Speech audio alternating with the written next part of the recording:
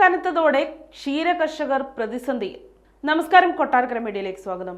കന്നുകാലികൾക്ക് ആവശ്യമായ പച്ചപ്പുല്ലിന് ക്ഷാമം തുടങ്ങിയതോടെ പാലുൽപാദനം കുറഞ്ഞതാണ് ക്ഷീരകർഷകരെ പ്രതിസന്ധിയിലാക്കിയത്.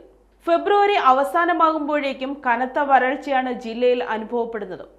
ജലലഭ്യത കുറവും പാലുൽപാദനത്തെ കാര്യമായി ബാധിച്ചിട്ടുണ്ട്. കഴിഞ്ഞ ജനുവരിയിൽ 2,47,000 ലിറ്റർ പാൽ മാത്രമാണ് ലഭിച്ചത്. തൊട്ടു മുമ്പത്തെ മാസം ലഭിച്ചതിനേക്കാളും 1000 ലിറ്ററിന്റെ കുറവാണ് ജില്ലയിൽ ഉണ്ടായത്. വേനൽ മഴ ലഭിച്ചില്ലെങ്കിൽ മാർച്ച് ഏപ്രിൽ മാസങ്ങളിൽ പാലുൽപാദനം ഗണ്യമായി കുറയുമെന്നാണ് കർഷകരുടെ ആശങ്ക. വേനൽ കനത്തതോടെ പാടങ്ങളും തോട്ടങ്ങളും കരിഞ്ഞുണങ്ങാൻ തുടങ്ങിയിട്ടുണ്ട്. ഇതോടെ പച്ചപ്പുല്ല് ലഭിക്കുന്നത് കുറഞ്ഞു. കർണാടകയിൽ നിന്നെത്താറുള്ള ചോളപ്പുല്ലിന്റെ വരവും കുറഞ്ഞിട്ടുണ്ട്.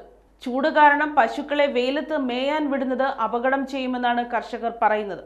ആഹാര ജലസ്രോതസ്സുകൾ കുറയുന്നതോടെ ക്ഷീരമേഖല തന്നെ വലിയ പ്രതിസന്ധിയിലാകും. കാലിത്തീറ്റയുടെ ഗണ്യമായ വിലവർധനയും ക്ഷീരമേഖലയെ ബാധിച്ചിട്ടുണ്ട്. നൂറുകണക്കിന് കർഷകരാണ് ജില്ലയിൽ ക്ഷീരമേഖലയെ ആശ്രയിച്ച് കഴിയുന്നത്.